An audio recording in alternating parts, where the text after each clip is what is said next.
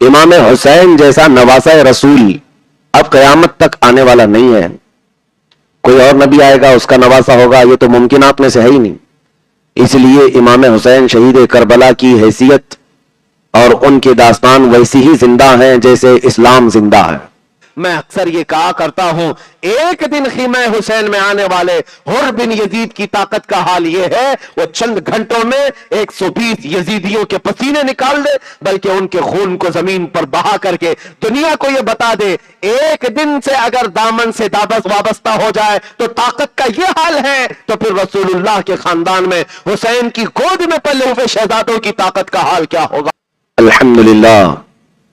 الحمدللہ الحنان المنان الذي خلق الإنسان وعلمه البيان والصلاة والسلام على رسوله سيد الإنس والجان وعلى آله وأصحابه ذوي الخير والإحسان. أما بعد فأعوذ بالله من الشيطان الرجيم. بسم الله الرحمن الرحيم. ولا تقولوا لمن يقتل في سبيل الله أموات بل أحياء ولكن لا تشعرون. وَلَنَبْلُوَنَّكُمْ بِشَيْءٍ مِّنَ الْخَوْفِ وَالْجُوعِ وَنَقْصٍ مِّنَ الْأَمْوَالِ وَالْأَنفُسِ وَالثَّمَرَاتِ وَبَشِّرِ الصَّابِرِينَ الَّذِينَ إِذَا أَصَابَتْهُمْ مُصِيبَةٌ قَالُوا إِنَّا لِلَّهِ وَإِنَّا إِلَيْهِ رَاجِعُونَ. صدق اللہ مولانا العظیم. بارگاہ رسالت معاب صلی اللہ تعالی علیہ وسلم میں درود پاک کا ہدیہ پیش کریں. اللہم صلی علی سیدنا و مولانا محمد معدن الجود والکرم وآلہ واصحابہ الکرام وابنہ الکریم وبارک وسلم صلاة دائمة سرمدا ابدا. عزیزان گرامی وقار، عاشورہ کی شب شروع ہو چکی ہے. محرم الحرام کی 10ویں تاریخ ہے آج، اور اس روئے زمین پر آج کے دن ایک ایسی تاریخ رقم ہوئی جس کو آسمان نے اس سے قبل نہ کبھی دیکھا ہوگا، اور اس زمین پر ایسا کسی کا خون نہ بہا ہوگا. آج کی یہ تاریخ عراق کے ایک بے آب و گیاہ میدان کربلا میں رسول اکرم صلی اللہ تعالی علیہ وسلم کے خاندان کے نونہالوں اور شہزادوں کے خون سے بھری ہوئی تھی. کتنے بکھرے ہوئے ہیں مدینے کے پھول، کربلا تیری قسمت پہ لاکھوں سلام. آج کا وہ خونی منظر ہے جس کو یاد کر کے دنیا کپ کپاتی ہے. جو اہل دل حضرات ہیں آج بھی وہ رو پڑتے ہیں. وجہ یہ ہے کہ ہمارا عشق اور ہماری محبت غلبے سے زیادہ بارگاہ مصطفیٰ صلی اللہ تعالی علیہ وسلم سے وابستہ ہے. ہم تو نبی کریم صلی اللہ تعالی علیہ وسلم کے منہ مبارک کے ٹکڑے کی حد درجہ اپنی جان سے زیادہ عزت کرتے ہیں اور محبت رکھتے ہیں. وہ تو رسول اللہ صلی اللہ علیہ وسلم کے گھر کے شہزادے جن کو حضور نے چوما ہے، ان کے لیے جو حالات پیش آئے، ایک درد دل رکھنے والا پریشان تو ہوتا ہی ہے، اور جب جب سنتا ہے زارو قطار روتا بھی ہے. عزیزان گرامی وقار، میں آپ کو یہ بات بتا دوں کہ امام حسین کا یہ ذکر کبھی پرانا نہیں ہو سکتا. اس کی وجہ یہ ہے، کیا اب کوئی دوسرا نبی آئے گا؟ میرے نبی آخر الزمان صلی اللہ تعالی علیہ وسلم وہ قیامت تک کے لیے نبی ہیں، اور ان کی امت بھی قیامت تک کے لیے، کوئی دوسری امت بھی نہیں آئے گی، کوئی دوسری کتاب بھی نہیں آنی ہے، کوئی دوسرا نبی بھی نہیں. اسی لیے امام حسین جیسا نواسہ رسول اب قیامت تک آنے والا نہیں ہے.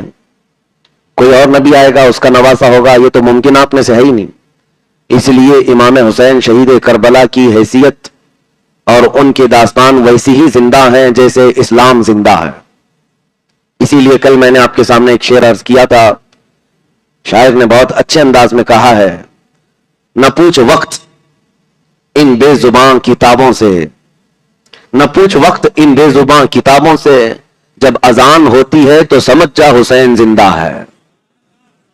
جب اذان ہوتی ہے تو سمجھ جا کہ حسین زندہ ہے. اس پر امام حسین شہید کربلا کا احسان عظیم ہے. آج ہمیں داستان کربلا سنانی ہے. اس سے قبل میں آپ کو اہل بیت اطہار کی فضیلت پر جو قرآنی آیات آئی ہیں وہ عرض کر دیتا ہوں. میرا مولا قرآن عظیم میں ارشاد فرماتا ہے، 25ویں پارے کی آیت ہے، قل لا اسألکم علیہ اجرا الا المودۃ فی القربى. اے رسول، آپ اپنے غلاموں سے فرما دے کہ میں تم سے کسی بات کی اجرت نہیں مانگتا یقیناً رسول کا بڑا احسان ہے، انہوں نے ہمیں دین دیا، ایمان دیا، قرآن دیا، رمضان دیا، رحمان تک پہنچایا. لیکن رسول پاک کو یہ حکم ہو رہا ہے کہ اے رسول آپ فرما دیں ان تمام کاموں پر میں تم سے کسی کا معاوضہ یا بدلہ یا اجرت نہیں مانگتا، بلکہ رسول سے فرمایا گیا بس اتنی بات ہے کہ اپنے غلاموں سے کہہ دیں میرے اہل بیت کی محبت کرو. اہل بیت کون ہے؟ نبی کریم صلی اللہ تعالی علیہ وسلم کا خاندان پاک، اور خصوصیت کے ساتھ حضور صلی اللہ تعالی علیہ وسلم کی ازواج مطہرات، ان کی بیٹیاں، اور اس میں اخص الخاص سیدہ کائنات فاطمۃ الزہرا، حیدر کرار، امام حسن مجتبی، امام حسین شہید کربلا رضوان اللہ تعالی علیہ مجمعین، یہ رسول اللہ کے اہل بیت سے ہیں. خاندان نبوت جس کو کہا جاتا ہے وہ یہی ہے، اور مشہور پورے زمانے میں یہ پنجتن پاک سے یہی اشخاص قدسیہ ہیں، جس کو عربی میں بھی یہ کہا گیا ہے لی خمسۃ اطفی بہا حر الوباء الحاطمہ المصطفیٰ والمرتضی وابناہما والفاطمہ. عزیزان گرامی، میرے آقا صلی اللہ تعالی علیہ وسلم نے اہل بیت کی فضیلت میں ایک مرتبہ ارشاد فرمایا الا ان مثل اہل بیتی کمثل سفینۃ نوح من رکبها نجا ومن تخلف عنها ہلک. اے لوگوں میرے اہل بیت تمہارے لیے نوح علیہ السلام کی کشتی کی طرح ہے. جب طوفان آیا تھا تو پورے روئے زمین پر صرف ایک کشتی باقی تھی جو تیر رہی تھی، اور اس میں جو سوار تھا بس وہی بچا، باقی سب پوری دنیا میں غرق ہو گئے. رسول کریم صلی اللہ علیہ وسلم فرماتے ہیں میرے اہل بیت کی مثال اس کشتی کی طرح ہے، من رکبہا نجا ومن تخلف عنہا ہلک، جو اس کشتی میں سوار ہوا وہ نجات پا گیا، اور جو اس سے دور ہوا وہ ہلاک ہو گیا. اہل بیت کا دامن چھوٹے تم سے یا نفرت آ گئی، نعوذ باللہ تم نے اپنا ایمان برباد کر دیا، تم نے اپنی آخرت خراب کر دی.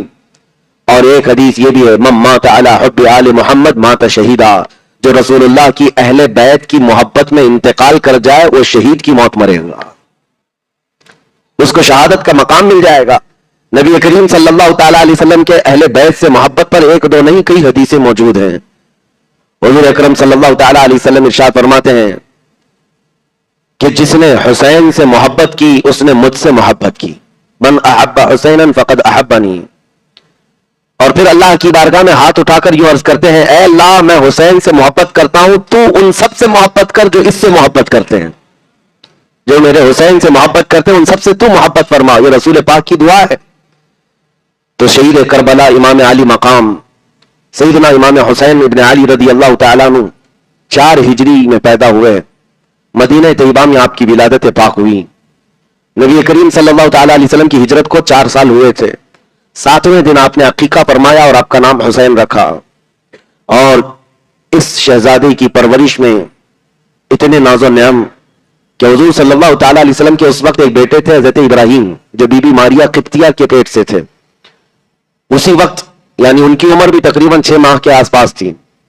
اور امام حسین رضی اللہ تعالیٰ عنہ فاطمۃ الزہرا کے نونہال حضرت امام حسین کو اور حضرت ابراہیم کو دونوں کو لے کر حضور صلی اللہ علیہ وسلم گود میں ایک مرتبہ بیٹھے ہوئے تھے. جبرائیل امین آئے، عرض کیا یا رسول اللہ صلی اللہ علیہ وسلم اللہ کی منشا یہ ہے ان دونوں میں سے کسی ایک کو آپ رکھ سکتے ہیں. ایک طرف بیٹا ہے، 2 بیٹوں کے انتقال کے بعد یہ تیسرے بیٹے تھے ابراہیم، اور ایک طرف نواسا ہے حسین. دونوں کی طرف میرے آقا صلی اللہ تعالی علیہ وسلم دیکھتے رہے اور اس کے بعد ارشاد فرمایا جبرائیل میں نے اپنے نواسے پر اپنے بیٹے کو قربان کر دیا. چند ہی دن نہ گزرے تھے کہ حضرت ابراہیم کا انتقال ہوا. اس کا غم تھا حضور صلی اللہ تعالی علیہ وسلم کو. 6 ماہ کے بعد ابراہیم رضی اللہ تعالیٰ عنہ انتقال ہوئے تھے. لیکن ہمیشہ صحابہ میں یہ فرماتے میرے آقا کہ حسین وہ ہے جس پر میں نے اپنے بیٹے کو قربان کیا. وجہ یہ ہے کہ بیٹے کے انتقال پر غم مجھے ہوتا، لیکن حسین کے انتقال پر میری بیٹی فاطمہ بھی غمگین ہوتی اور میں بھی غمگین ہوتا. یہ نبی کریم صلی اللہ تعالی علیہ وسلم کے شہزادہ گلگو قبا جن کو کہا گیا ہے حیدر کرار کے لال، بچپن سے ذہین و فتین تھے، اور کیوں نہ ہو جنہوں نے رسول اللہ کا لعاب پاک چوما ہو، جن کی زندگی کی ابتدائی حضور صلی اللہ تعالی علیہ وسلم کے آغوش تربیت میں ہوئی ہو. صرف 2.5 سال کی عمر تھی سیدنا امام حسین کی. مسجد نبوی شریف میں جایا کرتے تھے. 2.5 سال کی عمر کتنی ہوتی ہے؟ بہت چھوٹی سی. مسجد نبوی میں جاتے اور واپس گھر آتے حضرت فاطمہ سے کہتے امی جان میں بتاؤں نانا کیسے خطبہ دیتے ہیں، منبر پر حضور صلی اللہ تعالی علیہ وسلم کیسے چلتے ہیں. اور ماں کو سامنے بٹھاتے, ایک چھوٹا سا تخت رکھتے اور اس پر چڑھتے. حضرت فاطمہ ان کے خطبے کے الفاظ سنتی. ایک دن اپنے شوہر نامدار حضرت علی سے کہا, تمہیں پتا ہے میرا بیٹا حسین اتنی سی عمر میں جاتا ہے مسجد نبوی اور رسول اللہ کا خطبہ سن کر آتا ہے اور مجھے پھر سناتا ہے. حضرت علی نے کہا, میں بھی دیکھنا چاہتا ہوں. وہ چھپ کر ایک پردے کے پیچھے کھڑے رہے اور خطبہ رسول ہونے کے بعد امام حسین, ننھی ننھی ٹانگیں ہیں, چھوٹا سا قد ہے, گھر تشریف لائے. ماں نے کہا, بیٹا آج نانا نے کیا خطبہ دیا؟ کہا, پورا سناتا ہوں.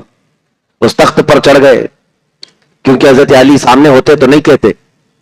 تخت پر چڑھ گئے اور اس کے بعد خطبہ شروع کیا. الحمدللہ کما ینبغی لجلال وجہہ القدیم. رسول کریم صلی اللہ تعالی علیہ وسلم کے وہ الفاظ قدسیہ بیان کرتے رہے, حضرت علی سنتے رہے. پورا خطبہ من و عن لفظ بلفظ حضرت امام حسین نے سنایا تھا. 2.5 سال کی عمر میں حضرت علی باہر آ گئے اور کہا, فاطمہ میں یہ اس بات میں حیرت میں ہوں کہ 2.5 سال کی عمر میں حسین نے وہ یاد کیا جو بوڑھے اپنے زمانے میں یاد نہیں کر سکتے یا بڑی عمر کے لوگ یاد نہیں کر سکتے. اور اس کے بعد سیدہ کائنات کی طرف دیکھتے ہوئے حضرت علی نے کہا, سچ فرمایا رسول کریم صلی اللہ تعالی علیہ وسلم نے کہ ان دونوں شہزادوں کو رسول اللہ کی وراثت مل گئی ہے اور حسین سے میرے آقا کا دین چلے گا. ایک مرتبہ سیدہ کائنات فاطمہ الزہرا حضور کی بارگاہ میں آئیں دونوں بچوں کو لے کر اور کہنے لگیں, یا رسول اللہ صلی اللہ علیہ وسلم ان دونوں بچوں کو کچھ عطا کریں. حضور نے ان دونوں کو دیکھا اور کہا کہ حسن کو میں نے اپنی بہادری اور اپنی سرداری عطا کر دی اور حسین کو شجاعت اور استقامت اور دلیری میں نے عطا کر دی. امام حسین کو اور سخاوت عطا کر دی. نبی کریم صلی اللہ تعالی علیہ وسلم کے اخلاق حمیدہ سے ان دونوں بچوں نے پایا ہے اور ان دونوں بچوں کی ناراضگی کو کبھی حضور برداشت نہیں کرتے تھے. یعنی ان کے دل آزاری کو حضور صلی اللہ تعالی علیہ وسلم پسند نہیں فرماتے. مشہور واقعہ ہے, دونوں بچوں نے تختیوں میں ایک تحریر لکھی اور اپنی ماں کے پاس آئے اور کہا, ماں فیصلہ کر کے بتاؤ حسن کی تختی اچھی ہے کہ حسین کی تختی اچھی. سلیٹ پر جو لکھا جاتا تھا پہلے, سیدہ کائنات نے دیکھا اور فیصلہ کرنا ان کے لیے مشکل تھا کہ کس کی تختی کو اچھا کہا جائے. ایک کو کہیں تو دوسرے کو غم نہ ہو, دل آزاری نہ ہو. کہا, بیٹا یہ فیصلہ تم اپنے بابا کے پاس لے جاؤ, ابا جان تمہارے فیصلہ کریں گے. حیدر کرار کے پاس دونوں شہزادے آئے. انہوں نے بھی دیکھ کر کے یہ محسوس کیا کہ اگر حسن کی تختی کو اچھا کہوں تو حسین کو برا نہ لگے اور حسین کی تختی کو اچھا کہوں تو حسن کو برا نہ لگے. آپ نے کہا, بیٹا یہ فیصلہ مجھے نہیں آئے گا. جو حیدر کرار بڑے بڑے مقدمات کے فیصلے کرتے تھے وہ اپنے ان دو شہزادوں کی دل آزاری پسند نہ کرتے ہوئے کہا, یہ فیصلہ رسول اللہ کے پاس لے جاؤ. میرے آقا صلی اللہ تعالی علیہ وسلم کے پاس یہ دونوں چھوٹی عمر کے شہزادے آئے اور اپنی تختیاں دکھا کر پوچھا کہ کس کی تحریر اچھی ہے. وہ رسول کائنات مالک و مختار نبی احمد مجتبیٰ صلی اللہ تعالی علیہ وسلم بغور دیکھتے رہے اور پھر آپ نے بھی ارشاد فرمایا, یہ فیصلہ میں اللہ کے حوالے کرتا ہوں, اللہ کے حوالے کرتا ہوں. رب العالمین تو فیصلہ فرما, میرے حسن کی تختی اچھی ہے کہ حسین کی تختی اچھی ہے. اللہ کریم نے جبرائیل امین کو جنت سے ایک سیب دے کر بھیجا.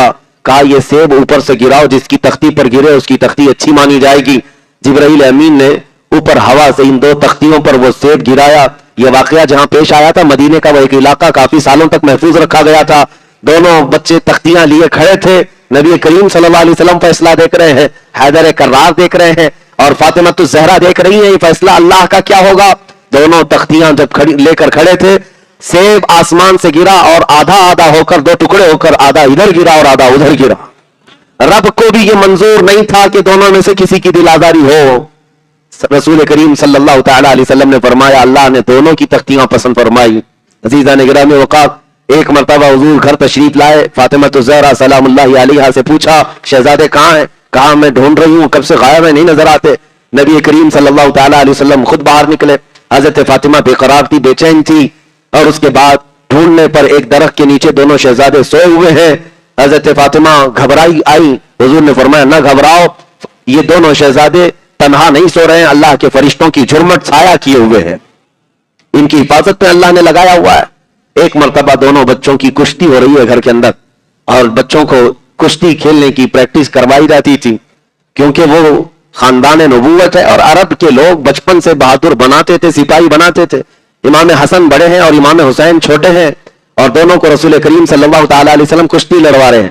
لیکن حضور کس کی طرفداری کر رہے تھے؟ امام حسن کی, بڑے بیٹے کی.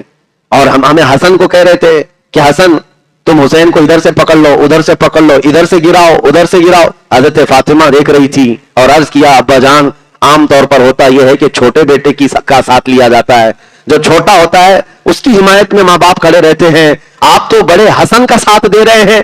رسول پاک صلی اللہ علیہ وسلم نے مسکرا کر فرمایا, فاطمہ تم نہیں دیکھ رہی, ادھر سے حسین کی سپورٹنگ میں جبرائیل امین اترے ہوئے ہیں, وہ ان کی حمایت میں ہے, اور ادھر سے میں حسن کے لیے کھڑا ہوں. یہ وہ گھرانہ تھا, ایک طرف سید الملائکہ ہے اور ایک طرف سید الانبیاء ہے. میرے عزیزوں, دنیا میں ایسا گھرانہ نہ ہوا تھا نہ قیامت تک ہوگا.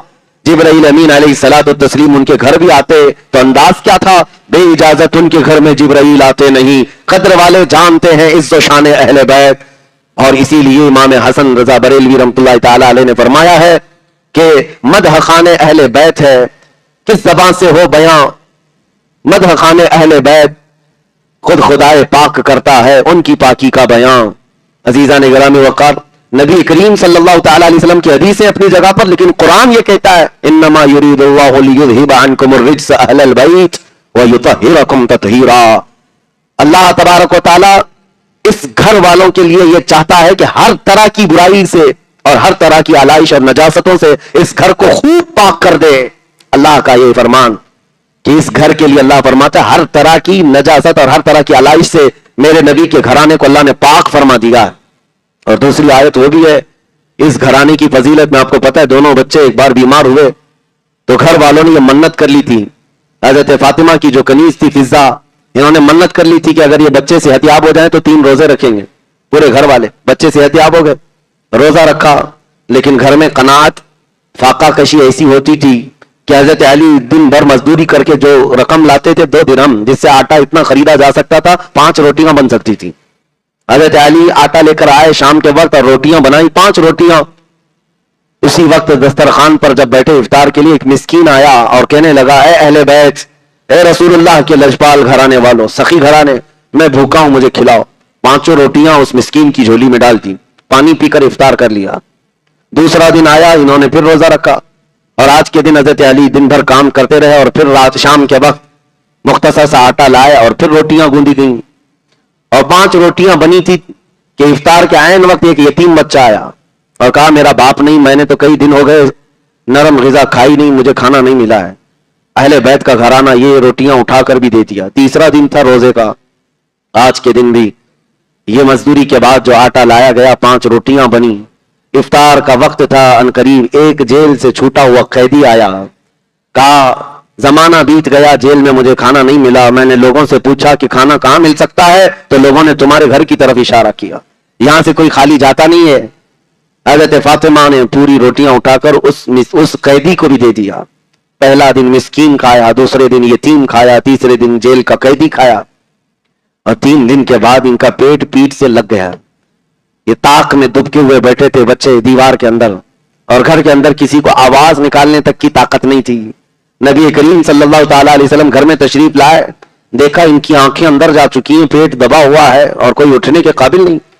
پوچھا فاطمہ کیا بات ہے, کیا حال ہے, یہ بیمار ہو یا کس بات کی ہے, اس طرح کا غم ہے. حضرت فاطمہ نے واقعہ سنانا چاہا. اسی اسنا میں جبرائیل امین علیہ السلام آیت قرآن لے کر نازل ہوئے. آیت قرآن لے کر کے آئے, اور اس میں اللہ تبارک و تعالیٰ نے سورہ دہر میں ارشاد فرمایا, انما نطعمکم لوجہ اللہ لا نرید منکم جزاء ولا شکورا. یہ آیت ہے سورہ دہر کی 29ویں پارے کی, کہ اہل بیت نے ایک دن مسکین کو, ایک دن یتیم کو اور ایک دن قیدی کو کھانا کھلایا, اور ان سے کوئی جزا نہیں مانگی, ان سے کوئی بدلہ نہیں مانگا. اے رسول محترم صلی اللہ تعالی علیہ وسلم, یہ اللہ کی طرف سے فرمان تھا, آپ اپنے گھر والوں کو بشارت دے دیں کہ وہ اللہ کے امتحان میں کامیاب ہوئے. نہ مسکین آیا, نہ یتیم آیا, نہ قیدی آیا, وہ جو بھی آیا تھا وہ اللہ کا فرشتہ تھا جو اہل بیت کا امتحان لے رہا تھا. پھر جنت کا دسترخوان ان کے گھر پر اتارا گیا. عزیزان گرامی وقار, یہ ہے اہل بیت اطہار کی مختصر جھلکیاں میں آپ کے سامنے رکھا ہوں, تاکہ ہمارا ذہن تیار ہو ہم کس گھرانے کی بات سننے جا رہے ہیں. آپ کو پتا ہے عیسائیوں سے مباہلہ کرنے کے لیے میرے آقا نکلے تھے. حق و باطل کے درمیان فیصلہ کن یہ معاملہ ہوتا ہے مباہلہ. عیسائیوں نے چیلنج کیا تھا, حضور نکلے تھے, لیکن اللہ نے فرمایا اے رسول آپ اپنے بیٹوں کو لے لیں, اپنی بیویوں, اپنی عورتوں کو لے لیں, اور خود بھی جائیں. اس وقت رسول پاک اس مباہلے کے لیے جن کو لے کر چلے تھے وہ کون تھے؟ حضرت علی تھے, حضرت فاطمہ تھی, حضرت امام حسن اور امام حسین. انہی لوگوں کو لے کر رسول کریم صلی اللہ تعالی علیہ وسلم نجران گئے تھے. عیسائیوں کا جو بڑا پادری تھا وہ پہلے تو بہت ڈینگے مار رہا تھا کہ ہم مباہلہ کریں گے. بعد میں جب حضور کو دور سے آتے ہوئے دیکھا, اپنی چھت پر کھڑے ہو کر سارے عیسائیوں کو بلایا اور پوچھا کس کو تم نے بلا لیا آپ مباہلے کے لیے؟ کہا یہ عرب کے جنہوں نے رسالت کا دعویٰ کیا ہے. اس عیسائی پادری نے کہا منع کر دو, ختم کر دو یہ مباہلہ. کہتا ہے قسم اس خدا کی جس کی ہم عبادت کرتے ہیں, اگر مباہلہ ہو گیا تو یاد رکھ لینا قیامت تک روئے زمین پر پھر کبھی کوئی عیسائی آ ہی نہیں سکے گا. یہ سچے رسول کا چہرہ ہے. اور ان کے ساتھ جو شہزادے ہیں یہ گل قبا, ان کے چمکدار چہرے سچائی کی علامت ہے. یہ وہ خاندان نبوت ہے, یہ وہ خاندان اہل بیت ہے. عزیزان گرامی اوقات, لیکن المیہ یہ ہے کہ اس رسول کی امت نے اسی خاندان کو بے آب و دانہ اس طرح سے تڑپایا ہے کہ روحیں کانپ جاتی ہیں. ایک عام آدمی کے ساتھ ہونے والے حادثات کو بھی ہم سیریسلی لیتے ہیں اور غم ہوتا ہے, اور جہاں سے ہماری عقیدت جڑی ہوئی ہے, جہاں سے ہماری محبتیں وابستہ ہیں, اس خاندان کے لیے ہم جان لٹانے کو تیار ہوتے ہیں. تب پھر ان پر آئے ہوئے ان تمام معاملات کو سنتے ہیں تو یقیناً کلیجہ منہ کو آتا ہے. معاملات کیا ہوئے اب ہم یہاں سے شروع کرتے ہیں. اب یہاں سے ہم واقعات کربلا کو شروع کرتے ہیں. امام علی مقام مدینے سے نکل کر مکہ جا چکے تھے اور مکہ میں کوفہ کے لوگوں کے خطوط آنا شروع ہو گئے, اور آپ کوفہ جانے پر بضد تھے, اصرار کر رہے تھے. صحابہ نے روکا, منع کیا, کسی نے بھی جانے کا مشورہ نہیں دیا. تو پھر اخیر میں امام حسین نے اپنے بھائی امام مسلم بن عقیل کو اپنا وکیل بنا کر بھیجا تھا کہ کوفہ کے حالات دیکھو اور مجھے خبر کرو.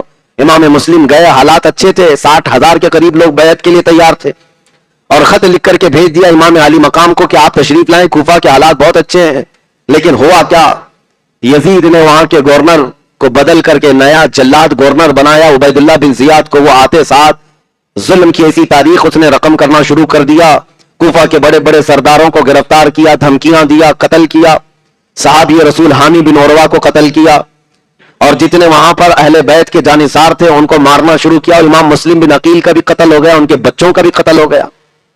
یہ حالات امام حسین تک نہیں پہنچے تھے. اب امام حسین رضی اللہ تعالیٰ عنہ بہت جلدی کر رہے تھے کہ کوفہ سے مجھے 2 خط آ گئے میرے بھائی کے کہ حالات اچھے ہیں, مجھے نکلنا ہے.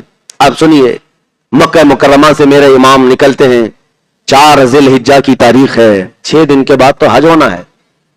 ذی الحجہ کی 4 تاریخ اور مکہ مکرمہ میں امام علی مقام. دنیا بھر سے قافلے ادھر ادھر سے ہوتے ہوئے مکہ کی طرف رواں دواں ہیں, حاجیوں کا قافلہ آ رہا ہے. لیکن امام علی مقام 4 ذی الحجہ کو مکہ چھوڑ کر روانہ ہو رہے ہیں. اس اسنا میں کئی صحابہ درمیان آئے. امام علی مقام ہر بات یہی کہتے تھے اللہ کو جو منظور ہے وہ ہوگا. لوگ یہ کہتے تھے کہ کوفہ والے دھوکہ کر جائیں گے, دغا بازی ہیں. آپ کے والد وہیں قتل ہوئے, آپ کے بھائی شہید ہو گئے. اب آپ کے ساتھ کئی کوفہ والے دھوکہ کر کے آپ کے خلاف تلواریں نہ اٹھائیں.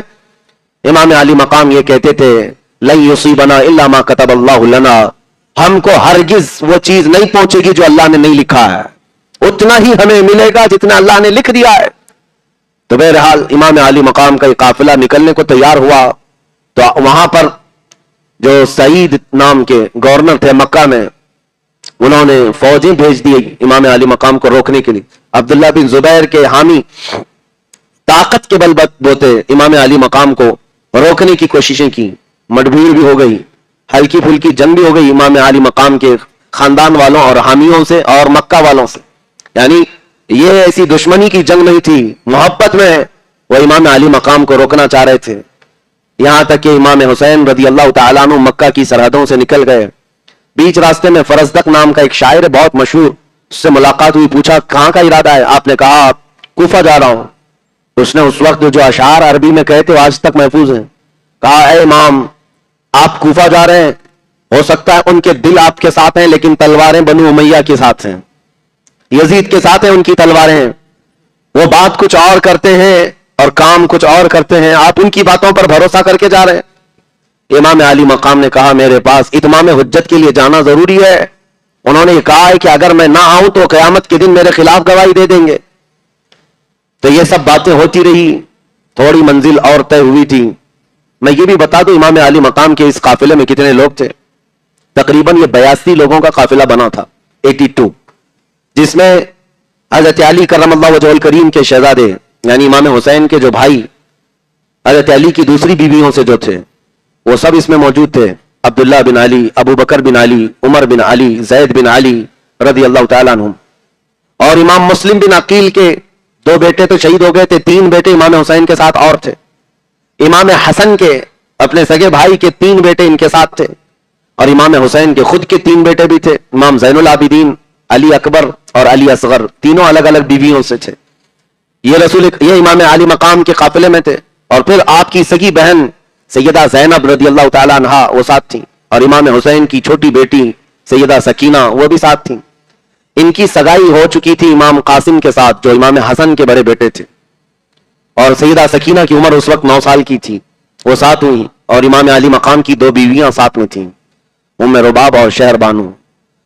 اور اس قافلے میں اہل بیت کے دیگر افراد بھی تھے. حضرت جعفر طیار کے بیٹے بھی تھے اور حضرت مسلم بن عقیل کے بیٹے بھی تھے. اس طرح سے یہ قافلہ اور کچھ جانثاروں سے مل کر، جو دوسرے چاہنے والوں سے مل کر 82 کی تعداد کو پہنچا. بیچ راستے میں تھے تو سیدہ زینب کے 2 بیٹے آن و محمد، یہ دونوں آئے اپنے باپ کا خط لے کر. ان کے باپ عبداللہ بن جعفر ہیں، امام حسین کے بہنوی، سگے بہنوی بھی ہیں. اور حضرت جعفر طیار کے بیٹے یعنی امام حسین کے چچیرے بھائی بھی تھے. وہ بہت محبت کرتے تھے امام پاک سے. انہوں نے خط لکھ کر کے بھیجا اپنے 2 بچوں کو، بیچ راستے میں بھیجا، کہا اللہ کا واسطہ دیتا ہوں، نبی رحمت کا واسطہ دیتا ہوں، آپ اکیلے نہیں ہیں، اگر آپ چلے گئے تو پوری دنیا میں اندھیرا چھا جائے گا. ہم کوفہ والوں کے حوالے آپ کو نہیں کر سکتے، رسول اللہ کے خاندان کے چشم و چراغ ہیں آپ واپس چلے آئیں. مکہ آپ کے لیے امن و سکون کی جگہ ہے. امام علی مقام نے خط پڑھا اور آنکھوں سے آنسو آئے اور کہا میں وہ کام نہیں کر سکتا، اگرچہ سارے لوگ مشورہ دے رہے ہیں، لیکن ایک بات مجھے اس بات کو کرنے پر مجبور کرتی ہے. پھر جو ایک صحابی تھے انہوں نے آ کر پوچھا آخر کیا بات ہے کہ اتنے لوگ مشورہ دے رہے ہیں آپ کو نہ جانے کا اور آپ ضد کر رہے ہیں جانا ہی ہے کوفہ. اور تھوڑی دیر کے بعد امام مسلم بن عقیل کی شہادت کی خبر بھی آ گئی. امام حسین بار بار انا للہ و انا الیہ راجعون پڑھتے تھے اور غم کرتے تھے کہ میں نے اپنے معتمد بھائی کو وکیل بنا کر بھیجا اور ان کے ساتھ یہ معاملات ہو گئے. جب یہ حالات سنتے ہیں امام علی مقام، اس کے بعد ایک صحابی نے کہا بھی کہ آپ ضد کیوں کر رہے ہیں؟ تو جانتے ہیں امام حسین کے سامنے ایک بات تھی. کہا میں نے خواب میں رسول کریم صلی اللہ تعالیٰ علیہ وسلم کو دیکھا ہے، حضور اکرم صلی اللہ تعالیٰ علیہ وسلم نے مجھ سے کچھ بیان فرمایا اور میں نے وعدہ کیا، اس وجہ سے مجھے جانا ہی ہوگا. اس صحابی نے پوچھا ہمیں بھی بتائیں اللہ کے رسول صلی اللہ تعالیٰ علیہ وسلم نے آپ سے کیا وعدہ لیا اور آپ نے کیا وعدہ کیا اور کیا بیان ہوا؟ امام علی مقام نے کہا نہ میں نے یہ خواب کسی کو بتایا اور نہ بتاؤں گا جب تک کہ میں اس دنیا سے چلا نہ جاؤں. یہ رازوں میں سے ہے، میں نے اللہ کے رسول سے وعدہ کیا ہے. یہ مسئلہ تھا جس کی وجہ سے امام علی مقام کئی لوگوں کے مشورے آتے رہے لیکن آپ واپس پلٹنے کو تیار نہیں ہوئے. ایک مقام پر پہنچے، عبداللہ بن متی وہاں پر ایک شخص تھے، انہوں نے آپ کا استقبال کیا کنویں کے پاس. انہوں نے بھی کہا آپ کوفہ جا رہے ہیں، کوفہ کے لوگ اچھے نہیں ہیں. اور وہاں پر ایک قاصد آیا کوفہ کی خبریں لے کر، ہانی بن عروہ کے ساتھ کیا کیا گیا، مسلم بن عقیل کے ساتھ کیا کیا گیا، ان کے پیروں میں ہاتھوں میں رسی باندھ کر کے ہانی بن عروہ کو گلیوں میں کھینچا گیا ہے، ان کی ہڈیاں چکنا چور ہو گئی، توڑ دیا گیا ہے اور نہایت ہی دردناک انداز میں ان کو قتل کر دیا گیا ہے. یہ خبریں سن کر امام حسین اعظم رضی اللہ تعالیٰ عنہ غمگین ہو گئے اور اس کے بعد آپ اپنے قافلے کو لے کر تھوڑا اور آگے بڑھے لیکن ٹھہر گئے. پھر قافلے کے اندر رات کا وقت تھا، اپنے خاندان والوں کو سمیٹ کر کے خطبہ دیتے ہیں اور کہتے ہیں اے لوگوں کوفہ سے ایک بری خبر آ چکی ہے، اے میرے خاندان والوں اس خبر کو سن لو. آپ نے کہا میرے معتمد وکیل اور میرے معتمد بھائی مسلم کو کوفہ والوں نے شہید کر دیا. ابن زیاد گورنر بن کر وہاں آیا اور کوفہ والوں کے دل بدل گئے، انہوں نے ان کے بچوں کو بھی شہید کیا ہے، صحابی رسول کو بھی شہید کیا ہے. لہٰذا میں تمہیں اختیار دیتا ہوں کہ آپ یہاں سے جو پلٹنا چاہے وہ پلٹ جائے، جو جانا چاہے وہ چلا جائے، اس لیے کہ اب ہمارے لیے کوفہ کی سرزمین بھی ہماری پناہ گاہ نہیں رہی. یہ سن کر کے کچھ عرب کے قافلے یا عرب کے لوگ جو ساتھ ہوئے تھے وہ ایک کے بعد دیگرے چھٹتے چلے گئے، نکل گئے اور یہ قافلہ جانثاروں کا وہی باقی رہ گیا جو مدینے سے چلا تھا. اس میں جو اہل بیت نبوت کے افراد تھے وہ کھڑے ہو کر کے کہتے ہیں امام مسلم بن عقیل جن کی شہادت ہوئی ہے ان کے 3 بیٹے اور بھی تھے امام حسین کے ساتھ، کھڑے ہو کر کہتے ہیں اب جب ہمارے باپ کا انتقال ہو ہی گیا ہے تو ہم اس وقت تک واپس نہیں پلٹیں گے جب تک ہمارے باپ کا بدلہ نہ لے لیں یا قصاص نہ لے لیں یا پھر ہم بھی قتل ہو کر شہید ہو کر اپنے والد محترم کے پاس نہ پہنچ جائیں۔ امام علی مقام سے دوسرے شہزادے کہتے ہیں آپ ہمیں پلٹنے کی بات کر رہے ہیں اور آپ کو ہم اس طرح تنہا چھوڑ کر کے جا سکتے ہیں؟ آپ کے بعد زندگی کا کوئی مزہ ہی نہیں ہے، آپ کے بعد زندگی جینے کا کوئی معنی ہی نہیں ہے۔ امام حسین کی بات پر ایک شہزادہ یا خاندان کا ایک فرد بھی ٹس سے مس نہیں ہوا، یہ قافلہ چل پڑا۔ امام علی مقام چلتے رہے، بیچ میں ایک جگہ ایسی آئی جہاں زہیر بن قیم بجلی ایک ایسے عرب کے بہت مشہور آدمی ہے، وہ حج کر کے واپس جا رہے تھے، ان کو اہل بیت سے پہلے کوئی عقیدت نہیں تھی۔ امام حسین نے ان کو بلوایا، وہ خیمے میں تھے، انہوں نے منع کر دیا میں ملنا نہیں چاہتا۔ بیوی جو تھی گھر میں بیٹھی یہ خیمے میں تھی اور ایسی ڈانٹ لگائی، کہا زہیر تجھے پتا ہے رسول اللہ کا بیٹا بلا رہا ہے اور انکار کرنے کی مجال کیسے تیری؟ آج اس سے بہتر موقع کیا ہو سکتا ہے؟ جا امام علی مقام سے ملاقات کر کے تو آپ زہیر بن قیم بجلی آئے اور امام حسین سے ملاقات کی۔ ایک ہی ملاقات ایسی تھی کہ چہرہ ابن رسول کو دیکھ کر کے فدا ہو گئے۔ کہا کہاں کا ارادہ؟ کہا کوفہ کا۔ زہیر بن قیم کو اپنا واقعہ بتایا اور جو جو حالات تھے بتایا۔ زہیر بن قیم بجلی جو پہلے اہل بیت سے عقیدت نہیں رکھتے تھے لیکن اب حالات ایسے کہ اپنے خیمے میں آئے اور اپنی بیوی سے کہا میں تجھے طلاق دیتا ہوں، تو واپس چلی جا، اپنے بھائیوں کے ساتھ واپس چلی جا۔ کہا اتنا اہم کیا معاملہ ہو گیا؟ کہا اس لیے کہ اب میں رسول اللہ کے شہزادے کے ساتھ اس نیت سے جا رہا ہوں کہ واپس اس دنیا میں کبھی نہیں آنا ہے، مجھے آنا نہیں ہے، میرا انتظار نہ کرنا۔ مال و دولت اسباب سب دے دیا اپنی بیوی کو اور بھیج دیا اور کہا میں امام پاک کے ساتھ جاتا ہوں۔ یہ زہیر بن قیم بجلی یہ وہ شخص ہیں جو میدان کربلا میں پہلے اترنے والوں میں نام ہیں۔ یہ یہاں سے 7 جو ہوئے اور پھر یہ امام علی مقام کا قافلہ جب آگے بڑھتا ہوا ایک علاقہ زبال آیا، وہاں پر انہوں نے قیام کیا۔ تو اب یہاں پہنچتے پہنچتے امام علی مقام کے قافلے کو ایک محرم آ چکی تھی، محرم کی پہلی تاریخ تھی اور اس وقت 60ویں ہجری چل رہی تھی۔ ایک محرم کی تاریخ تھی، عبید اللہ بن زیاد نے جب اسے یہ خبر ملی کہ یہ مکہ سے نکل چکے ہیں امام حسین اور یہ کوفہ آنے والے ہیں، تو اس نے حر بن یزید ایک ایسے پہلوان کو جس کی کوفہ میں بڑی دھاک تھی، وہ پہلوان بہت مشہور تھا، حر بن یزید کو 1000 کا لشکر دے کر بھیجا کہ حسین کو روک لینا راستے پر اور ان کو ادھر ادھر ہونے نہ دینا، یہاں تک کہ ان کو مجبور کر کے کسی نہ کسی طرح سے جھکا کر مطیع و فرما بردار بنا کر میرے پاس لانا۔ حر بن یزید یہ پہلا لشکر ہے جو کوفہ سے نکلا تھا امام علی مقام کے راستے کو روکنے کے لیے۔ 1000 کا لشکر لے کر کے وہ آیا اور جیسے امام علی مقام کے پاس پہنچا تو امام حسین نے دیکھ کر سمجھ لیا کہ اب حالات بدل چکے، یہ وہ لوگ ہیں جو خط لکھ لکھ کر کے مجھے بلائے تھے اور وہ لوگ اس فوج میں آج سامنے آئے ہوئے۔ آتے ساتھ حر بن یزید سے پوچھا کیا بات ہے، کس بات کا پیغام لے کر آئے ہو؟ کہا سنا ہے آپ نے بغاوت کی ہے خلافت حقہ کے خلاف اور آپ کو گورنر کوفہ عبید اللہ بن زیاد کی طرف سے یہ پیغام سناتا ہوں کہ آپ اس طرح سے بغاوت کا پیغام لے کر علم لے کر نہیں چل سکتے، آپ کو میں مجبور کر کے مطیع و فرما بردار کر کے لے کے جاؤں گا۔ امام حسین نے اس سے بات کی، کہا حر بن یزید تیری ماں تجھ پر روئے، کیا تو یہ سوچتا ہے کہ رسول اللہ کا نواسا ایک فاسق و فاجر شخص کے سامنے مطیع و فرما بردار ہوگا؟ مرد حق باطل کے آگے مات کھا سکتا نہیں، سر کٹا سکتا ہے لیکن سر جھکا سکتا نہیں۔ حر بن یزید سے کہا تو جواب میں حر بن یزید نے کہا اے حسین، عرب کا کوئی دوسرا آدمی مجھے یہ کہا ہوتا کہ تیری ماں تجھ پہ روئے تو میں اس کو پلٹ کر کے جواب دیتا، لیکن مجھے آپ کی ماں کی حرمت پاتا ہے، میں آپ سے یہ بات نہیں کہہ سکتا کہ آپ کی ماں پر روئے، میں ادب کرتا ہوں، آپ کی ماں رسول اللہ کی بیٹی ہے۔ اتنی تو عقیدت حر بن یزید کے دل میں تھی۔ امام حسین سے کہا کہ آپ کیوں نکلے ہیں اور کیا چاہتے ہیں؟ امام حسین نے کہا پہلی بات تو یہ ہے کہ نہ میں خود اپنی مرضی سے آیا، بلکہ تم کوفہ کے 12,000 کے قریب لوگوں نے خط لکھ کر کے مجھے بلایا اور کئی مرتبہ قافلے آئے ہیں مکہ دعوت دینے کے لیے۔ حر بن یزید نے کہا ہم ان میں سے نہیں ہیں جنہوں نے آپ کو دعوت دی تھی۔ امام حسین نے وہ خطوں کا تھیلا نکالا جس میں پورے خطوط تھے उंडेल दिया और कहा ये खत देखो, ये खत देखो, ये खत देखो, इसमें लोगों की मोहरें हैं, दस्तखतें हैं।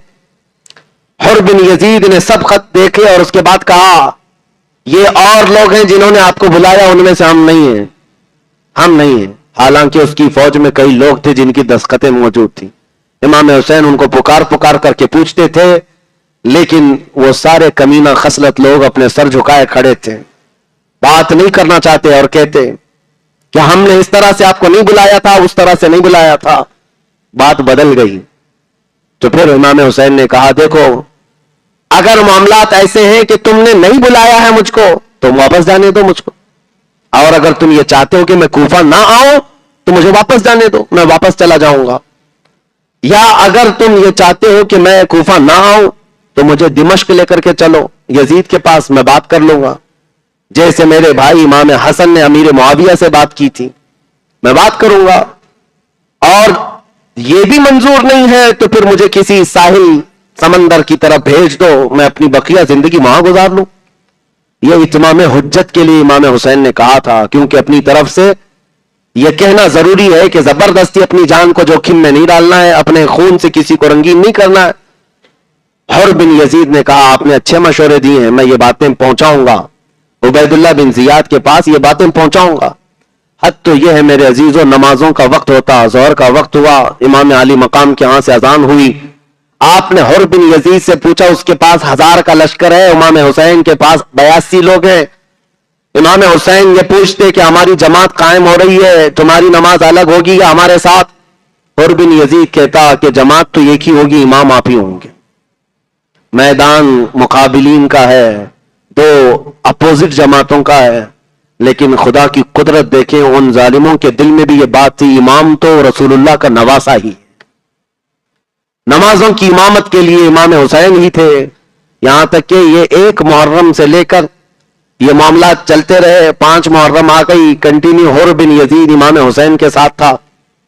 या तो उनका रास्ता रोकता या उनको किसी तरह आगे बढ़ने के लिए कहता। एक जगह आई, बनी मुकातिल वहां के इलाके को कहते हैं। वहां पहुंचने के बाद हुर बिन यजीद ने कहा हम आपको मजबूर करना चाहेंगे इसलिए कि मैं हुक्म का पाबंद हूं। इमाम हुसैन ने कहा मैंने जो 3 शर्तें दी थी उसका क्या हुआ? कहा मैंने पैगाम भेजा है, उससे पहले मैं कोई काम नहीं कर सकता। फिर उसी ने मशवरा दिया कि एक काम करें, आप कूफा की तरफ भी मत जाएं, दिमश्क की तरफ भी मत जाएं, तीसरा कोई रास्ता ले लें, मैं आपके आगे पीछे चलता रहूंगा, जंग नहीं करूंगा, लेकिन जिस काम के लिए मुझे भेजा गया वो करूंगा। इमाम हुसैन ने कहा ठीक है, तीसरा रास्ता ले लिया।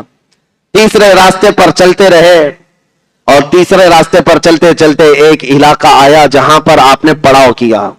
शाम का वक्त था और काफिले को उतारा गया, दरियाए फुरात किनारे था, और जैसे ही आपने वहां पर उतारा और अपनी तलवार के टेक से इमाम हुसैन बैठे हुए थे, ऊंघ आ गई, नींद आई और ख्वाब देखा। अचानक उठ खड़े हुए और इन्ना लिल्लाहि व इन्ना इलैहि राजिऊन पढ़ने लगे। सैयदा ज़ैनब जो आपकी हमशीरा, आपकी बहन है, करीब आई। कहा भाईजान क्या बात है, कोई डरावना ख्वाब देखा? कहा कोई कहने वाला हमसे कह रहा था काफिला चल रहा है और मौत करीब आ रही है, मौत करीब आ रही है। यह 7वीं मुहर्रम की का दिन आ रहा था, 6ठी मुहर्रम हो चुकी थी, 7वीं मुहर्रम आ रही थी, शाम का वक्त था। आपने पूछा इस इलाके का नाम क्या है? लोगों ने कहा इस जगह को करबला कहा जाता है। आपने एक आह भरी और कहा हादा मौदअ रिजालिना व महत्तु रिहालिना व मनाखु रिकाबिना। इमाम आली मकाम ने कहा यही वो जगह है जहां हमारे ऊंट बिठाए जाएंगे, हमारे सामान उतारे जाएंगे। वो मक्तल रिजालिना, यही वो जगह है जो हमारे बहादुर शहीद किए जाएंगे। मैंने सुना है। और फिर आपने अपना काफिला उतार दिया। ये वो जगह थी मैदान करबला। उस वक्त कोई आबादी करीब में नहीं थी, कोई आसपास घर नहीं थे, आबादी नहीं थी। दरियाए फुरात करीब था, लेकिन अभी दूसरी सुबह होने को थी कि उबैदुल्लाह बिन जियाद ने क्या किया। एक शख्स है अम्र बिन साद, तारीख में एक ऐसा नाम है मेरे अजीजों, याद रखो। साद इब्ने अबी वक्कास जो रसूलुल्लाह के सहाबी हैं, अशरा मुबशरा में से हैं। ये कौन साद इब्ने अबी वक्कास? जिनके मुतालिक मेरे आका फरमाते भी अभी अंत व उम्मी इर्मी या साद, جنگ کے میدان میں ایک مرتبہ حضور نے سعد بن ابی وقاص سے کہا تھا میرے ماں باپ تجھ پر قربان ہو اے سعد، تیر چلا، میرے ماں باپ تجھ پر قربان ہو. ایک ہی صحابی ہیں جس کو رسول اللہ نے فرمایا، وہ سعد بن ابی وقاص ہیں، ایران کے فاتح، عراق کے فاتح سعد بن ابی وقاص. ان کا بیٹا ہے یہ عمرو بن سعد. یزید کی طرف سے اس کو رے نام کا ایک علاقہ ایران کا، وہاں کے لوگ باغی ہو گئے تھے، بغاوت کر گئے تھے، اس کو فتح کرنے کے لیے بھیجا گیا تھا کہ اس مہم کو ختم کر کے آؤ، اور پھر اس کو یہ لکھ کر کے بھی بھیجا گیا کہ رے کی حکومت تمہیں دے دی جائے گی. عمرو بن سعد اپنی فوج کو لے کر نکلا ہی تھا کہ گورنر کوفہ عبید اللہ بن زیاد نے بیچ راستے سے عمرو بن سعد کو بلا لیا اس کی فوج کے ساتھ، اور کوفہ پہنچنے کے بعد اس سے کہا رے کی بغاوت کو بعد میں سر کرنا، پہلے حسین کی بغاوت کو سر کرو، وہ ہمارے قریب آ چکے ہیں اور تمہیں ان کا مقابلہ کرنا ہوگا. عمرو بن سعد ڈر گیا اور کہا مجھ سے یہ کام نہ لو، وہ رسول اللہ کے گھر والا ہے، فاطمہ زہرا کا بیٹا ہے، ان کی نسبتیں مجھے پتا ہے، مجھ سے یہ کام نہ لو، میں لڑائی کے لیے نہیں جاؤں گا. عبید اللہ بن زیاد نے کہا تو ٹھیک ہے، ہم دوسرے کسی کو بھیجیں گے اور رے کی حکومت کا جو پروانہ تمہیں ملا تھا اس کو بھی ختم کر دیا جائے گا. دنیاوی لالچ ایسی ہے میرے عزیزو، ایمان غارت کر دیتی ہے. مال دولت اور پیسوں کی لالچ کبھی کبھار لوگوں کو اندھا کر دیتی ہے، لوگ ایمان بیچنے پر بھی آ جاتے ہیں. آج کئی ایسے ہیں جو ظالم حکومتوں کے کارندے بنے ہوئے ہیں، حکومت تخت کو دیکھ کر کے ان کی گھی چاٹنے کے لیے، ان کی ملائی کھانے کے لیے وہ اپنا دین بھول گئے، اپنا ایمان بیچ دیے. ان کو راضی کرنے کے لیے کیا کیا نہیں کرتے. آج بھی یہ حالات ہیں. عمرو بن سعد صحابی رسول کا بیٹا پلٹ گیا اور کہا میں ہی جاؤں گا حسین کے مقابل میں. میں جب بھی یہ پڑھتا ہوں تو مجھے حیرت ہوتی ہے، پاپ چاہے جتنا بھی بڑا ہو، اگر تمہارے ساتھ اللہ کا فضل نہیں تو یہ باپ کی نسبت بھی تمہارے کسی کام نہیں آئے. اللہ کا فضل تمہیں بچائے گا اور ایمان ہونا ضروری ہے. اتنے بڑے باپ کا بیٹا بدل گیا اور کہا 4000 کی فوج لے کر میں جاؤں گا حسین کا راستہ روکنے کے لیے. عبید اللہ بن زیاد نے شاباشی دی، کہا جاؤ. عمرو بن سعد کو بھیجا گیا، 4000 کا لشکر لے کر عمرو بن سعد کربلا کے میدان میں اترا. ٹوٹل کتنی ہو گئی؟ 5000 کی فوج. حیرت کی بات ہے 82 لوگوں کا راستہ روکنے کے لیے، ویسے دیکھا جائے تو 200-300 لوگ بھی کافی ہوتے، ڈبل بھیج دیتے. یہ تو ٹوٹل 5000 کی فوج بھیجی گئی. 5000 لوگ آئے اور اس کے بعد عمرو بن سعد جیسی آیا امام علی مقام امام حسین سے، چونکہ پہلے سے تعلقات تھے، جانتا تھا، آتے ساتھ میٹنگ شروع کر دی. رات کے وقت ادھر سے 20 سوار ادھر سے 20 سوار امام حسین کی طرف سے بھی ایک میدان میں جمع ہوئے، اور پھر ان دونوں لوگوں نے سواریوں کو دور کیا، تنہا بیٹھ گئے دریائے فرات کے کنارے. عمرو بن سعد نے پوچھا آپ کی کیا منشا ہے، آپ کیا چاہتے کیا ہیں؟ امام حسین نے وہی 3 باتیں رکھی جو حر بن یزید کو بتایا تھا. کہا میں تو یہ چاہتا ہوں کہ مجھے واپس جانے دے دو، یا تو پھر سیدھے دمشق لے کر کے چلو، تم بھی ساتھ چلنا، ہم بات کریں گے، یا تو پھر مجھے کسی ساحل کی طرف بھیج دو سمندر کے، میں اپنی زندگی گزار لوں. عمرو بن سعد جو کہ پہلے کی جنگیں دیکھا ہوا تھا، امیر معاویہ اور حیدر کرار کے درمیان معاملات ہوئے تھے اور صلح کے بعد ختم ہوئے، وہ خوش ہوا اور کہا معاملہ ٹھنڈا پڑ جائے گا، صلح ہو جائے گی. حسین قتل کی نیت سے نہیں آئے، جنگ کی نیت سے نہیں آئے، یا بھڑکانا نہیں چاہتے، فتنہ نہیں چاہتے ہیں. ان کی طرف سے جب یہ باتیں آئی ہیں تو اچھا ہی ہے. اس نے خط لکھ کر کے بھیجا عبید اللہ بن زیاد کو کہ اللہ کا بڑا شکر ہے کہ حسین ابن علی یہ صلح کی نیت رکھتے ہیں اور یہ قتل نہیں چاہتے، لوگوں کا خون بہانا نہیں چاہتے. انہوں نے 3 باتیں یہ رکھی ہیں، تم قبول کر لو تو جنگ سے ہم بھی بچ جائیں گے، وہ بھی بچ جائیں گے. عبید اللہ بن زیاد کے پاس یہ خط آیا اور گورنر ہاؤس میں بیٹھ کر جب وہ خط پڑھنے لگا اور درباری موجود تھے ان کے سامنے سنایا، اور ایک وقت عبید اللہ بن زیاد پر بھی ایسا آیا، اس نے کہا چلو یہ معاملہ سر ہو گیا، کیونکہ میرا معتمد خاص ہے عمرو بن سعد، اس کی بات پر مجھے بھروسہ ہے، وہ ہمارا وفادار ہے، اس نے اگر یہ بھیجا ہے تو بات سچی ہوگی، حسین لڑنا نہیں چاہتے، لہذا ہم اس جنگ کو سرد ہونے کے لیے چھوڑ دیں گے، ختم کر لیں گے. یہ بات ابھی چل رہی تھی. نہایت ہی ازلی بدبخت لعین زمانہ شمر ذل جوشن نام کا ایک شخص تھا، دربار میں بیٹھا ہوا اور کھڑا ہوا کہا امیر محترم عبید اللہ بن زیاد، اگر حسین کو وہاں سے لوٹنے دے دیا جائے تو ان کی فتح ہوگی اور آپ کی شکست مانی جائے گی، وہ عزت والے مانے جائیں گے اور آپ ذلیل مانے جائیں گے. اگر وہ چلے گئے تو اپنی باتوں پر قائم نہیں رہیں گے اور پورا عرب ان کے ہاتھوں پر آ جائے گا. आज तुम्हारे पास वक्त है, आपने अमर बिन साद को जो भेजा है, आप उसकी बात पर भरोसा करते हैं। हमें तो ये खबर मिली है रात रात बैठ करके वो अकेले हुसैन के साथ दरिया फुरात के किनारे बातें करता रहता है, उसकी गालिबन दोस्ती हो गई होगी, इसलिए उसने ऐसा खत भेजा है। पूरा माइंड चेंज कर दिया उबैदुल्लाह बिन जियाद का। इसीलिए चमचे जो बड़ा काम करते हैं, हमेशा बड़े बड़े अमीरों का, बड़े बड़े सरदारों का, हाकिमों का दिमाग बदलने के लिए जो पाले हुए चमचे होते हैं, इनका बड़ा किरदार होता है। उबैदुल्लाह बिन जियाद का सर फिर गया, कहा ये बिल्कुल सही मशवरा देता है, हुसैन के साथ अगर उनकी बात मान ली जाए तो फिर सुलह हो जाएगी। यानी तुमको सुलह करने नहीं भेजा गया, हुसैन का सर काट कर लाने भेजा गया है, तुम यहां कौन सी बातें करने आए हो। अम्र बिन साद ने गाली दी, शिमर दिल जोशिन को कहा तुझ पर कयामत तक लानत हो, तूने ठंडी होने वाली इस जंग को आग में भड़का दिया। हम तो कत्ल नहीं चाहते थे, लगता है तूने ही इब्ने जियाद को यह मशवरा दिया और उसको भड़काया और यह खत लिखने पर मजबूर किया।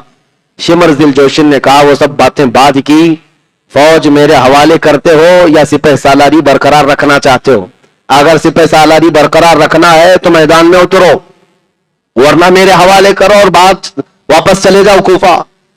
फिर भी लालच गालिब आ गई अमर बिन साद पर, कहा नहीं, मैं सिपह सालारी छोड़ नहीं सकता और ना कूफा वापस जा सकता हूं, मैं मैदान में डटा रहूंगा और सबसे पहला तीर हुसैन की तरफ मैं चलाऊंगा। साहबी रसूल का बेटा, लालच दुनिया की ऐसी है, तमा हिर्स ऐसी है मेरे अजीजों, ईमान गारत कर जाती है, बर्बाद हो गया। और उसके बाद ये कुल मिलाकर फौज कितनी हुई, 22,000 की फौज हो गई।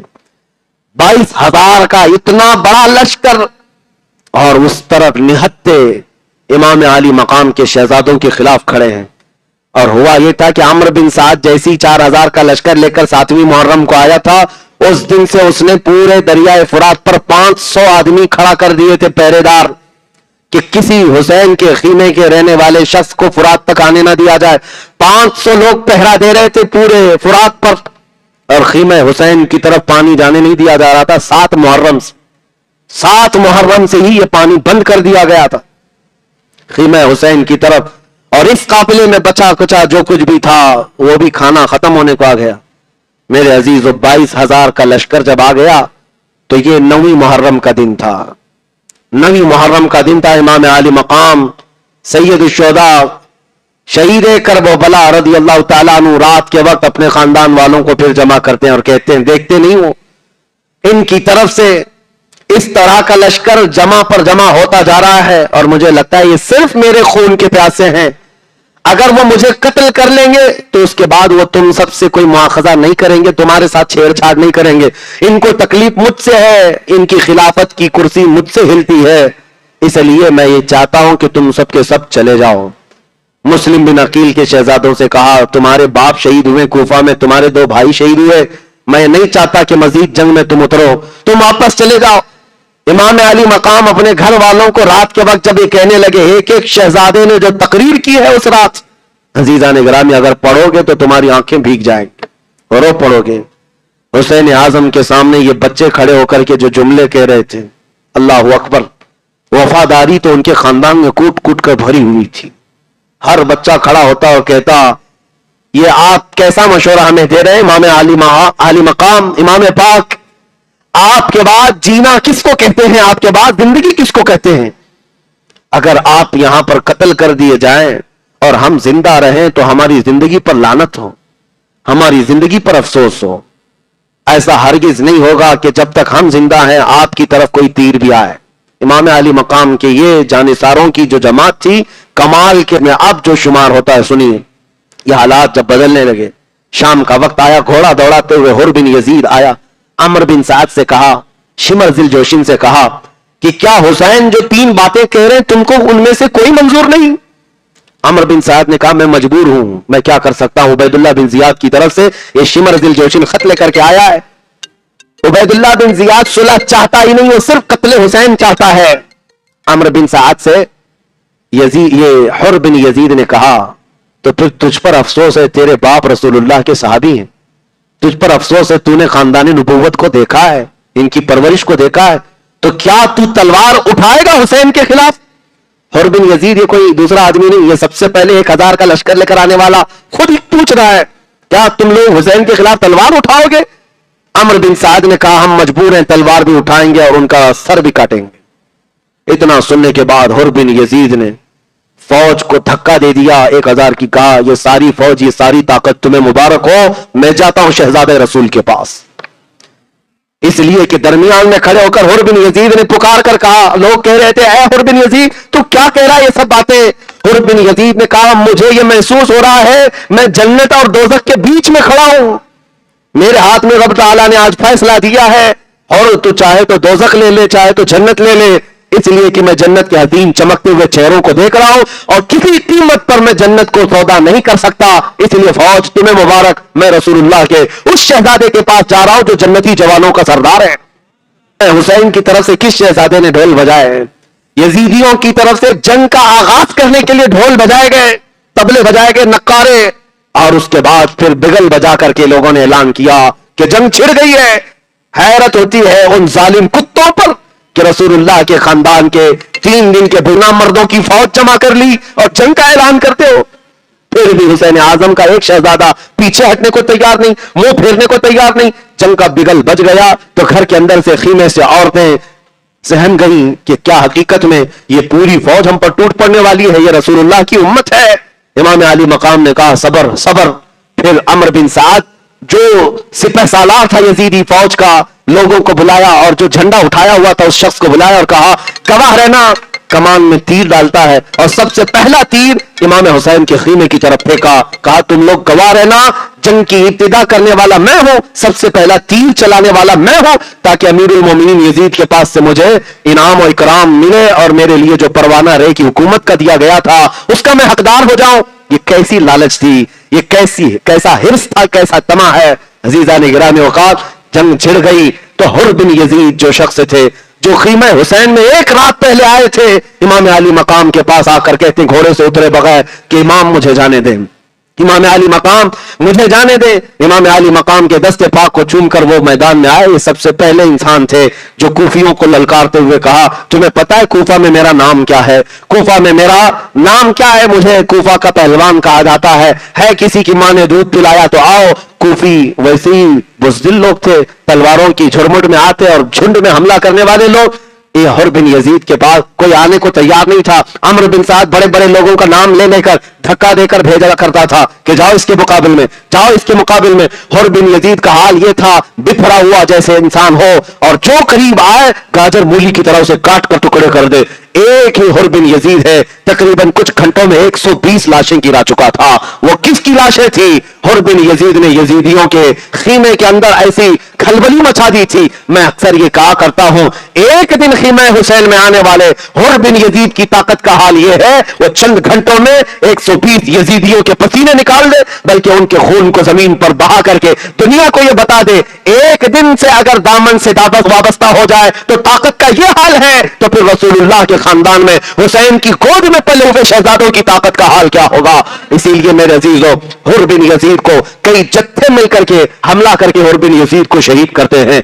ज़ुहैर बिन क़य्यिन बजली जो काफिले में इमाम अली मकाम के साथ हुए थे वो आए, हबीब बिन मुज़ाहिर आए, मुस्लिम बिन औसजा असदी ये इमाम हुसैन के जानिसारों में से हैं, ये चाहने वाले मुहिब्बान अहले बैत में से हैं। ये आए इजाजत लिए और इमाम अली मकाम मना करते थे, मुझे जाने दो, मुझे जाने दो, मुझे बात करने दो। लेकिन ये जानिसारान ऐसे थे, ये मुहिब्बान अहले बैत ऐसे थे, इमाम हुसैन को बाहर एक कदम भी आगे बढ़ाने नहीं देते थे और कहते थे जब तक हमारी जिंदगी है इमाम अली मकाम तो बहुत बड़ी बात है, आपके घर का कोई बच्चा भी मैदान में हम उतरने नहीं देंगे। जितने जानिसार थे सब आए और शहजादगाने अहले बैत को भी आने नहीं दिया। हबीब बिन मुज़ाहिर आए, मुस्लिम बिन औसजा आए और ज़ुहैर बिन क़य्यिन आए। ये भी दोपहर के करीब करीब लड़ते रहे, ज़वाल तक लड़ते रहे, ये तीन ही लोग लड़ते रहे। कुछ लोग आए और कूफा के लोग मुकाबला न कर सके, मौत के घाट उतर गए और इन तीनों भी जामे शहादत नोश कर गए। इमाम अली मकाम के सगे भाई जो थे मौला अली की औलाद, इमाम अली मकाम के जो सगे भाई थे अब्दुल्ला बिन अली, जैद बिन अली, बकर बिन अली, उमर बिन अली, उस्मान बिन अली, 5 शहजादे علی مرتضی کے میدان میں تھے، یہ آئے ایک ساتھ امام حسین سے اجازت لے کر کہ ہمیں جانے دیں۔ حضرت عباس علمبردار یہ بھی امام علی مقام کے بھائی ہیں، یہ موجود تھے امام حسین کے ساتھ۔ یہ 5 بھائی آئے اور یہ کے بعد دیگرے انہوں نے کوفیوں کے سر اڑائے اور دمدار اور شجاعت کے ساتھ مقابلہ کرتے رہے اور جام شہادت یہ کے بعد دیگرے نوش کرتے رہے۔ عزیزان گرامی وقار، یہ خاندان اہل بیت کے لوگوں کا یہاں سے ان کی قربانیوں کی ابتدا شروع ہوئی۔